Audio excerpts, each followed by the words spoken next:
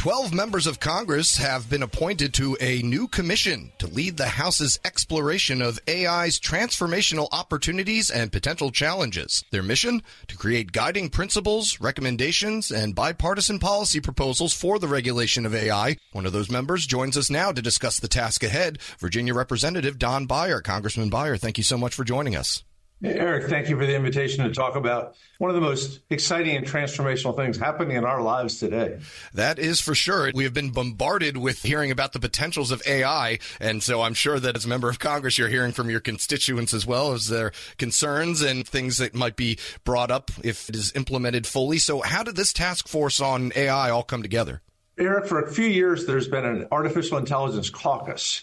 Democrats and Republicans coming together once a month to just talk about AI, but no legislation was really moving. It wasn't clear which committees had jurisdiction. It wasn't clear where there was really momentum behind specific pieces of legislation. So Kevin McCarthy, back before the infamous vacation of the chair, had talked about forming a task force. Never happened. And eventually, just a few weeks ago, Speaker Mike Johnson and Democratic leader Hakeem Jeffries appointed these members. Very bipartisan, an even number of Democrats and Republicans. And we've met a couple of times already. We're now meeting every fly-out morning at 9 o'clock. And the goal is by the end of the year to present a completely written-up report on AI and what Congress should be doing. And hopefully, Eric, on the way, will also actually pass 4 or 5 or 6 foundational bills. Bills we can build upon in the years to come. Yeah, what can you tell me about the discussions that you just mentioned? Everybody loves to talk about, the divisions in Congress and everything. But this issue, you might have a luxury of everybody generally wants a safe thing, a safe, efficient way for AI to be implemented into everyday life. What are you all mostly discussing when you have those conversations? Eric, it's been interesting. In the first couple of meetings, I spent a lot of going around the room saying, what are your priorities? And they're all over the place. For example, one Democratic member from New York has been very concerned about the use of AI delivering porn, especially with child sexual images, where instead of the old terrible way of kidnapping children and forcing them to perform porn in some garage, they actually generate it using large language models and stuff. It's just as evil, but without an actual child in play. So you can get a lot more of it a lot faster, which is even sadder. On the other hand, you get people that are really concerned about deep fakes and what it will mean for elections this year. We all know that more people will vote in 2024 than any year in the history of mankind, all over the world, and very big elections here in the United States. So it varies, but you could boil it down into 12 main topics. And then the notion is, how do you address each one of them? What role does Congress really have, or federal government have, in these 12 different areas? And that's a perfect segue into my next question of what is Congress's role in this? Obviously, you have a vested interest in stopping some of the terrible things that can come from AI that you just mentioned. But, as far as getting ahead of it and coming out with some overarching principles, is that where you see Congress as enacting a role and working with other branches of government? Yeah, very much so. Yeah, so far, Eric, we've been really thrilled that there's been little partisan bickering. Very little partisan divide. It's nothing like the divide we have on guns or on the right to reproductive freedom, things like that. So I'm optimistic about us being able to move forward. And on the role, it's interesting. The Europeans through the European Union have recently passed their EU Artificial Intelligence Act, the EU AI Act. And I heard it referred to recently as they are a super regulatory power. They really like regulation. Our tendency, both Democratic and Republican, is to focus on innovation and creation and new uses that can change the way our lives unfold. So almost all of us across party lines want to have a relatively light touch from a regulation perspective, unlike the Europeans. It's interesting. Usually we're trying to find ways to reduce red tape, and the Europeans tend to say, no, we need more red tape here. We're speaking with Virginia Congressman Don Beyer. It's kind of been, Congress has always been a punching bag for the American public, and, they're seen as sometimes being a little bit behind on when new technologies come in, and, there are those viral clips of some of your fellow congressmen describing some things that maybe or off the cuff or out there.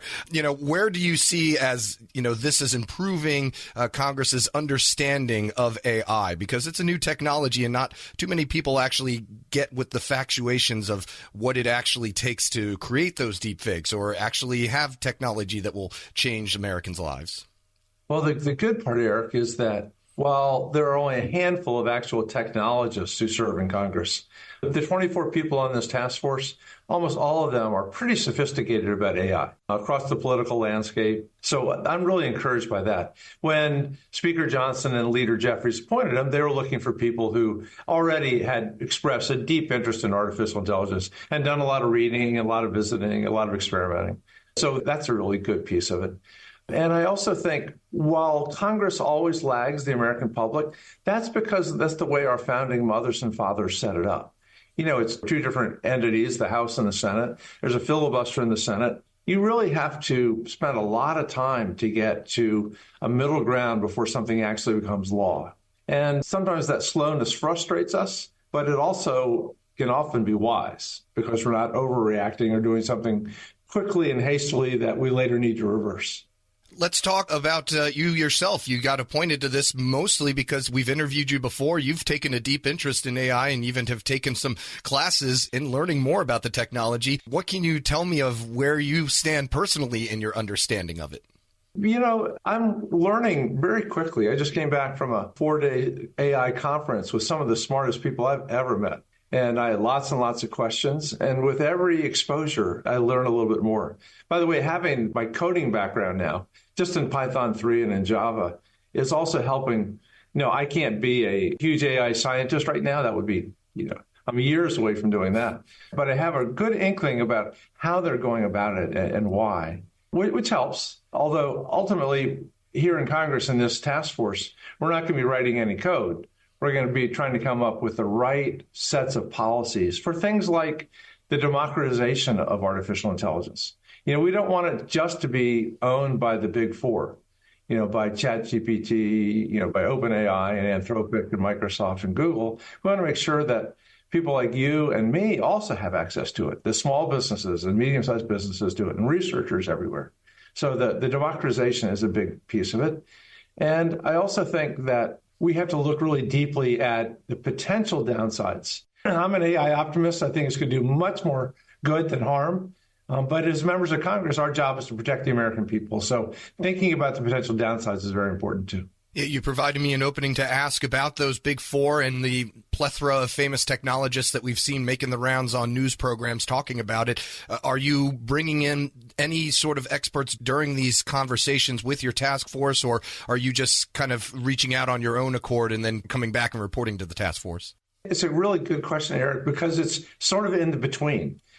We have had, from Jay Obernolte, who chairs the overall conference with Ted Lieu, I think he's been deluged with different people who want to come present to the task force, enough so that it could take up the next 3 or 4 years just listening to people tell us their ideas. So he's going to be judicious in terms of the people we bring before us. But so far, it's been the leaders of the big four, but also people like Dario Gil, who's head of research at IBM. So some of the really great intellectuals and founders of this field are talking to us, both in small groups and in big groups. Mark Andreessen, who is an early major technologist, has already come to talk to us. But we're also hearing, interesting, Eric, from not just the technologists, but people who've been affected by it. For example, we had one fascinating meeting with the folks that do photography and illustrations and who write music and who publish books, who are seeing artificial intelligence as perhaps taking all of their creative work and making it for free on the internet through the large language models. So what's the business model that allows a photographer to still make a living other than at weddings?